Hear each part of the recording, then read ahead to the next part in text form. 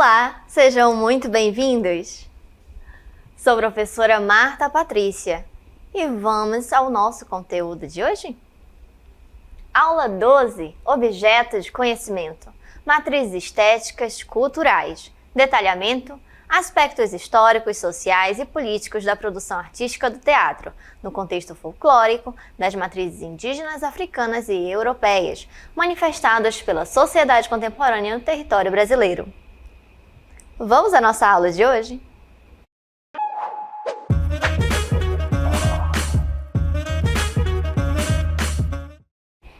Muito bem, então vamos começar falando de elementos da dramaturgia. E quando falamos desses elementos, vamos pensar exatamente em tudo que compõe o palco.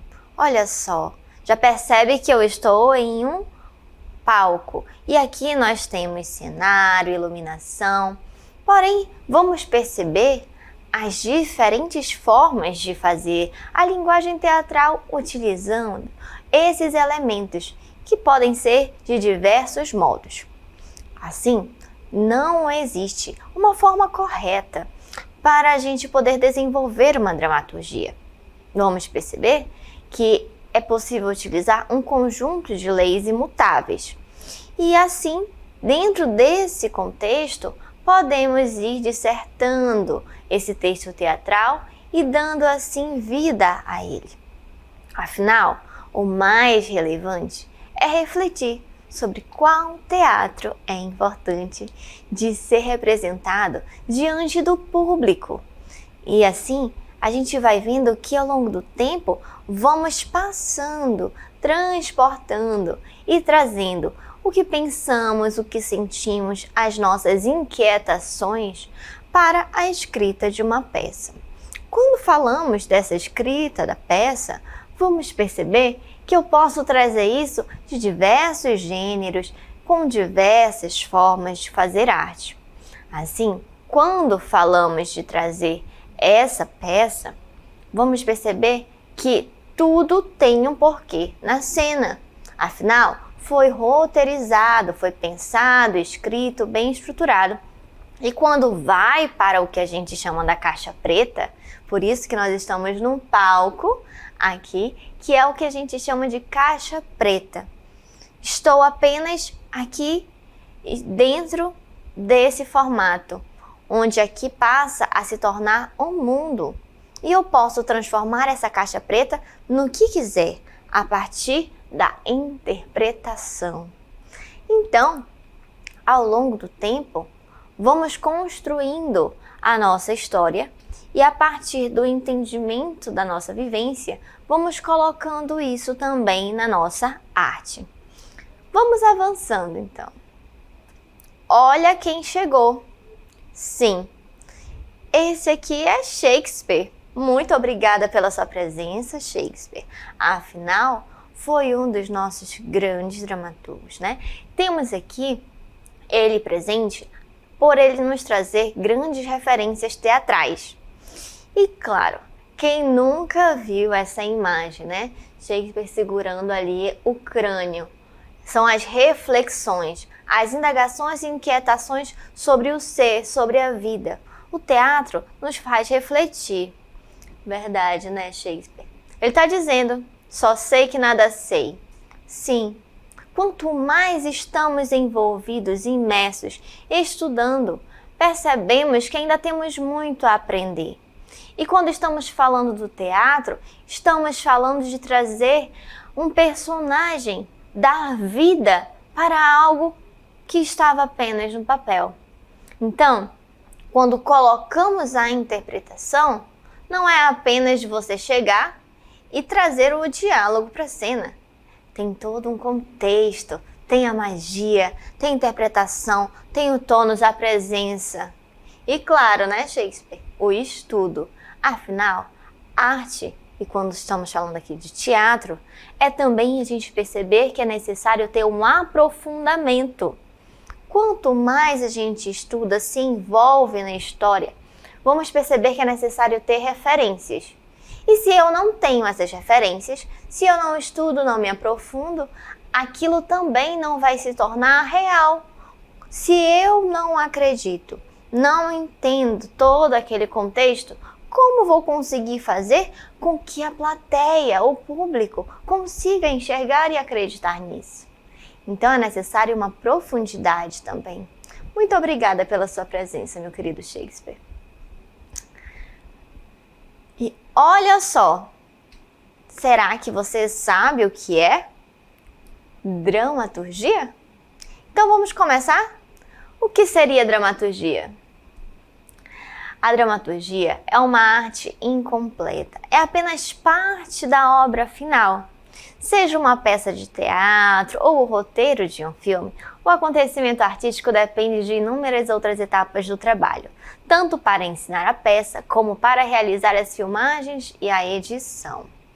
E assim vamos perceber que a dramaturgia é uma indicação de uma potência esperando sua realização, que será feita em um conjunto com outros artistas.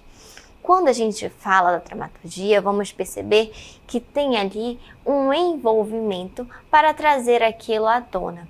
E não depende apenas de uma pessoa, né? O dramaturgo ele vai trazer ali a escrita da obra.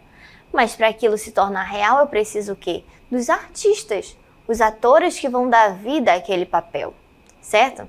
Assim, podemos conceituar dramaturgia como uma técnica específica para a escrita de peças de teatro. Por meio da dramaturgia, obtém-se uma modalidade textual própria da linguagem teatral. Então, a gente consegue perceber que existe uma forma própria de escrita. Afinal, quando estamos falando da questão de ter um texto, um roteiro, que tem toda uma história teatral, vamos perceber que não dá para ter um texto de teatro igual, por exemplo, uma notícia de jornal, igual uma carta romântica. É necessário que tenha separada a parte das falas, a ação do personagem, o que vai estar tendo na cena, quando a cena vai abrir, quando vai fechar, quando encerra um contexto, a explicação do momento do ápice, com quem vai interagir, as entradas e saídas de cada personagem. Então é exatamente isso. É necessário entender que tem algo que vai para além de só palavras, mas quando a gente pega uma escrita para o teatro, esse texto é como se ele viesse mastigado, explicando pedacinho por pedacinho. E assim a gente vai conseguindo ler e enxergando, visualizando como vai ser a cena. Então, vamos ver os elementos que compõem uma peça. Muito bem, voltamos para o nosso palco, visto que nós vamos falar agora exatamente desses elementos. Olha só, aqui, por exemplo, eu tenho para além do que vocês conseguem enxergar. A lua, a floresta, o rio, né? Tem o quê? O enredo. Olha só, o enredo pode ser considerado como um conjunto de acontecimentos que se sucedem ao longo de uma peça de teatro ou uma narrativa de um filme, de um livro, de um musical. Então pode ser chamado de trama ou de entrecho. Um enredo geralmente é organizado em torno de uma ou mais ações. Então, percebe que aqui a gente está criando o enredo da nossa aula? Estamos construindo essa história, falando do teatro, trazendo essas nuances e coisas importantes para a cena. E isso é algo que vai sendo desenvolvido, uma história que vai sendo contada. Então tem uma explicação. Mas a gente chega também à ação dramática. Sim, a ação dramática que ocorre em tempo presente, movida pelo objetivo e pela vontade dos personagens que se chocam com uma força oposta. Quando esse choque ocorre e o personagem encontra um obstáculo para seu objetivo, surge então um conflito que move e transforma o enredo da peça até o seu final, ou o personagem alcança o seu objetivo ou fracassa. Que seria aqui a ação dramática? Aquele momento ápice, né? Quando ocorre esse momento é quando tá indo tudo bem na história, já dava para terminar até ali, mas acontece algo que pode ocorrer uma mudança geral nesse enredo. Quando isso acontece, a gente pode perceber que a história toma um outro rumo, passa a ser diferente. Então, ali eu tenho ação dramática. Aconteceu alguma coisa, chegou um obstáculo, o conflito. É agora que a gente começa a ter aquela adrenalina na história e você vai se perguntando, será que ele vai conseguir? Será que o mocinho vai conseguir salvar a mocinha? Então, essa trama começa a acontecer com mais conflitos e histórias. E vamos chegando então à nossa ação épica. A ação épica é aquela que ocorre quando os personagens de uma peça narram um acontecimento passado. Então, ela representa algo que transcorreu em outro momento, de maneira distanciada do acontecimento presente, criando condições para uma análise crítica em cena das situações representadas. Quando falamos dessa ação épica, é como se estivesse sempre tendo aquela lembrança. De repente, você está lá assistindo o filme e tem aquele momento em que o personagem começa a se remeter quando ele era criança. Lá no passado, eu lembro que eu conheci a tia Maria. E aí, quando ele volta para o presente, a tia Maria não está mais. Então é aquela ação épica. Ele recordou que ele conhecia a tia Maria. É algo que traz a memória, as lembranças do passado. Tudo bem? Então vamos agora para o nosso diálogo. O diálogo é composto das falas dos personagens que devem ser ditas pelos atores. Geralmente, os diálogos são escritos com o nome do personagem no início, seguido daquele que ele fala. Então, os diálogos fazem os personagens surgirem dentro do texto teatral, com suas características, suas vontades, seus objetivos, suas histórias e suas relações com os demais personagens. Um conjunto compõe as ações de uma dramaturgia e tornam um conflito evidente e revelam as transformações do enredo. Assim, há também falas que não pertencem a um personagem específico. São textos poéticos, que podem ser apenas ditos de modo distanciado pelos autores em cena, e nem sempre servem para desenhar um indivíduo. Então, a gente vai perceber que esse diálogo ele vai vir carregado de uma explicação. Olha só, aqui por exemplo, nós vamos perceber que nós temos uma conversa. Elas estão trazendo ali um enredo. E vamos ver qual era o diálogo dessa cena. Aqui vamos perceber aquela que está mais preocupada, aquela que está parecendo, não sei se está tudo bem. É a colher. Olha só, a colher diz assim para o garfo: "O que foi, garfo?" E o garfo: "Estou triste." Colher: "Triste?" Garfo enxugando as lágrimas: "Sim, não sei dançar." E a colher: "Isso acontece. Eu também não sei dançar muito bem." Dá para você, pelo diálogo e apenas olhando a imagem, perceber quem está falando o quê? Pela expressão. E quando falamos disso, vamos perceber que isso estava escrito detalhadamente. Daqui a pouco a gente chega para ver exatamente como esse texto estava escrito, tá bom? Vamos chegando então à nossa rúbrica. Sim, são elementos colocados entre parênteses, geralmente em itálico, com indicações desses elementos e da encenação. Todas as informações que fazem parte daquela dramaturgia, mas não são os diálogos. Elas estão ali como rubricas. Por quê? As rubricas, elas indicam todos os elementos teatrais, então vai trazer a descrição de como é imaginado o ambiente, a cenografia da peça, a roupa, qual é a ação expressiva, a música ali, que é a sonoplastia daquele momento, a iluminação durante aquela situação da cena. Então, elas podem indicar também ações físicas que os personagens vão realizar ao longo de uma peça, a intenção que o ator deve ter para poder interpretar e trazer aquilo para a cena. Então, nesse caso, há uma estrutura do diálogo. O nome do personagem seguido da rúbrica, entre parênteses, mostra a intenção da fala. Veja só, esse mesmo diálogo que ainda agora estávamos conversando, né? Acontece que aqui vamos perceber que a colher, ela estava, olha só a nossa rúbrica aqui, preocupada. Isso aqui, ela não vai falar, ela vai expressar, né? Então, ela vai estar mostrando na sua interpretação e ela vai dizer para o garfo. E o garfo, automaticamente, ele vai estar triste, né? Mas onde isso vai aparecer?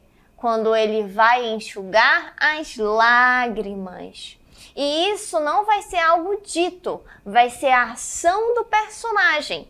Então, quando tiver uma ação, vai estar entre parênteses ou em itálico e vai estar dando ali o tom da cena. Não é a fala. A fala são os diálogos e o que vem entre parênteses ou itálico, que é a ação da cena, a ação do personagem, é a rúbrica. E aqui a gente vai perceber que ela estava enxugando as lágrimas. E você consegue olhar o personagem, o ator fazendo essa ação. E durante a fala, já que estava aqui direcionado no roteiro o que ele iria fazer durante essa conversa.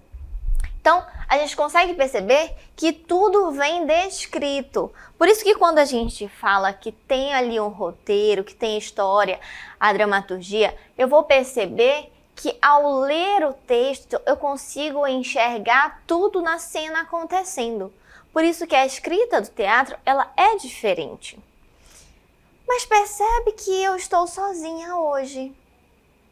Então eu posso dizer que isso é um monólogo. Sim, o monólogo, ele vai ser representado aqui como apenas uma pessoa trazendo o diálogo, a conversa. Apenas um ator ensina. Então, é uma peça realizada por um único ator no palco. E geralmente, o ator, ele interage com a plateia enquanto ele está interpretando. E o mesmo ator, ele pode dar vida a diversos personagens. Então, eu aqui agora nessa cena sozinha, eu consigo, dentro desse monólogo, conversar com vocês e agora eu estou como professora Marta. De repente, eu posso escolher ser outro personagem da história, mas eu não vou precisar me caracterizar diferente. Eu posso apenas mudar isso na minha interpretação, na minha fala e trazer uma intenção diferente. Posso até ter uns adereços que ao tirar e colocar algum acessório em cena, isso vai estar conotando também que eu estou mudando de personagem. Mas isso são alguns apoios que a gente pode utilizar. O ator sozinho ensina. A gente diz que um bom ator é aquele que consegue fazer a lua ser enxergada pelo público, mesmo sem ter lua nenhuma.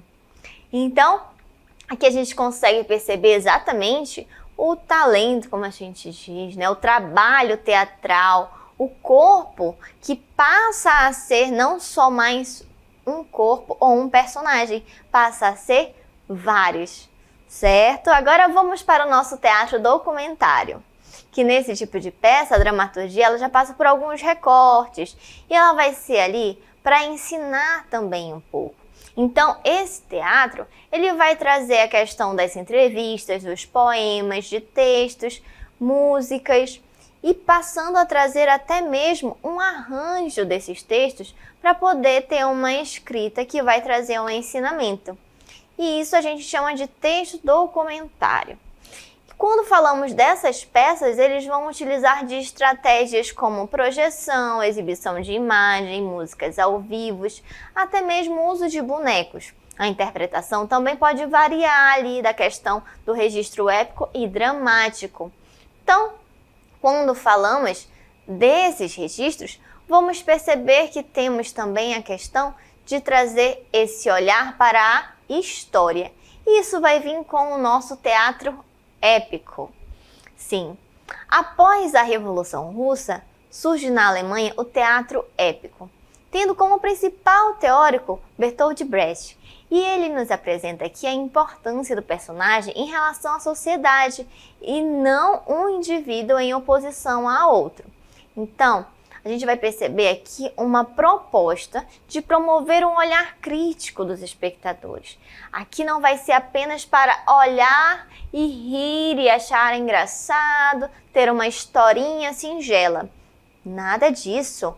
A partir do teatro épico, eu passo a ter um olhar crítico da cena, crítico para a minha realidade. Vou trazer algo que está no meu cotidiano para ser refletido em cena e incentivar modos de ação e intervenção no mundo.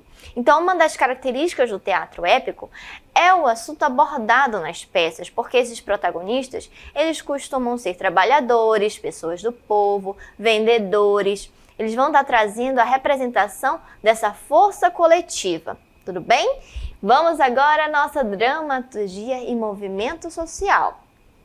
Sim, quando falamos dessa dramaturgia, desse movimento social, estamos trazendo exatamente isso que já nos traz no teatro épico. Olha só, dentro da dramaturgia, que tem esses movimentos sociais, vamos perceber as lutas sociais como temas para o desenvolvimento das narrativas dessas dramaturgias. Então vão ser textos que vão trazer posicionamentos, manifestações e por meio da mobilização da sociedade vai ser possível modificar a relação entre produção e meio ambiente, construindo um futuro menos destrutivo para o planeta e para a humanidade. Então existem peças que fizeram essa relação com um momento importante da história, recriando personagens como reis, presidentes, revolucionários.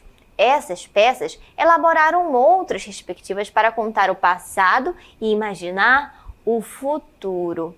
Então, percebam que quando nós estamos falando dessa relação e quando abordamos essas manifestações sociais, o teatro ele vai ser uma forma de realmente protestar, manifestar, trazer à tona algumas coisas que a gente passa a velar, a naturalizar no cotidiano.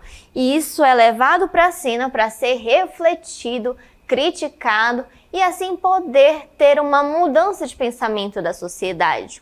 Já devem ter visto também a questão de que nós temos dentro do teatro o posicionamento. Então, quando a gente fala desse posicionamento, que a gente diz que não pode estar em cima do muro, você precisa ter ali uma posição, se você é a favor, se você é contra, porque é necessário mostrar que ali eu tenho voz, então eu vou utilizar, eu tenho liberdade de expressão, então eu vou valorizar.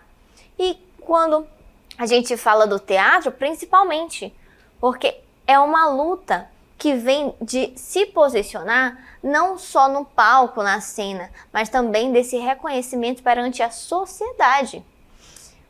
Aqui a gente vai ver um QR Code. Nesse QR Code, você apontando, vai perceber aí que eu tenho a essência da dramaturgia. Temos ali algo que você pode ver com calma depois. E vamos avançando, vendo esse modo de produção. Percebe então que quando a gente fala do modo de produção que denomina o planeta aqui, vamos estar falando o quê? Do capitalismo, E seus impactos que vão trazendo para o meio ambiente, que são enormes. E não há apenas uma busca, Aqui é sempre pelo lucro, sempre algo de material, de valor. Então, isso é algo também muito trabalhado quando a gente fala de trazer a questão das manifestações sociais dentro da dramaturgia, certo? Por quê? Porque vamos conseguir enxergar que o capitalismo, ele surgiu também da expressão do comércio. E quando falamos desse acúmulo de riqueza, dessa revolução industrial, que traz ali uma ascensão da burguesia e uma classe social que acumulou dinheiro e poder após a Revolução Francesa. Então, isso é algo muito apresentado também no nosso teatro. E o teatro, ele passou também a expressar essas ideias de classes, trazendo desse modo a compreensão da nossa própria história, da produção, de entender todo esse imaginário da sociedade. Assim, as peças elas passam a ter um tema central de preocupação com o caráter individual, típicos do pensamento burguês, e esse dever profissional. A questão ali da ação, da vontade, da necessidade de acumular bens e riquezas. Vamos perceber que há vários momentos em que o capitalismo entra em crise e a busca do lucro a qualquer custo cria uma sociedade desigual e em conflitos. Então, a Primavera dos Povos, de 1848, em diversos países da Europa, e a Revolução Russa, de 1917, mostraram o poder de organização dos trabalhadores pelos seus direitos. E é possível a gente enxergar um pouquinho isso nessa obra. Quando falamos disso, vamos perceber que nesses momentos revolucionários, os artistas, aqui a gente fala desse posicionamento na vida, nas suas ações diárias, no palco e fora do palco, né? Então, esses artistas procuraram reinventar a própria arte.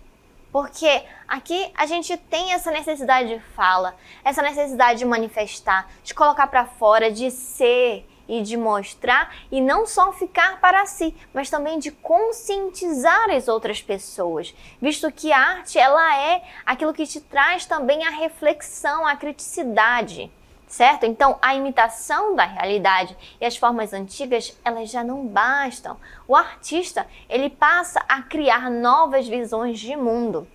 E assim, o teatro pode levar-nos a pensar sobre essas desigualdades, o modo de produção da sociedade e imaginando outros mundos, trazendo aqui a questão de uma nova realidade a partir dessa criação e da poesia. E quando falamos disso, vamos trazer também para o nosso contexto local. Temos obras assim, também apresentadas dentro do nosso contexto amazonense, brasileiro. Olha só, a obra Selva Jurídica, né, é fruto da parceria de um artista que traz ali esse lado da Suíça, mas também tem com o arquiteto brasileiro Paulo Tavares. E essa obra, ela trata-se de uma instalação que integra vídeos, documentos, livros e exibindo ali a questão indígena do grupo. Vamos perceber que quando falamos disso, não estamos nos distanciando do teatro, pelo contrário, estamos trazendo esse teatro que traz aqui essa reflexão da realidade, traz uma criticidade, uma consciência para a nossa floresta amazônica, né? Tendo esse olhar exatamente para os nossos povos indígenas. É uma produção em que traz ali a junção do Equador e do Brasil. Então, os artistas, eles desenvolveram extensa pesquisa na região. Afinal, lembra que eu falei que a questão do teatro é você mergulhar, é você estudar. A arte, ela não é apenas eu fazer por divertimento. Eu estou ali imerso, pesquisando, estudando, nada surge do nada. Então, existe ali toda uma pesquisa, um embasamento que vai trazer esse conhecimento para poder criar e trazer esse recurso e essa valorização. Assim, a gente consegue perceber que tudo isso também é uma forma de trazer aqui a conscientização da preservação desse patrimônio, porque ele foi acabando sendo muito desmatado, desvalorizado e explorado, diversos dos nossos recursos. E assim, a gente vai perceber que o teatro, ele é para também trazer essas manifestações e conscientização de tudo ao nosso redor e do nosso contexto, refletindo que nós temos voz e vez e que eu posso utilizar isso em cena e preciso me posicionar não só nos palcos, mas fora do palco também. Afinal, todos nós somos atores e o nosso grande palco é a vida, todo dia. E assim, vamos chegando ao final da nossa aula de hoje.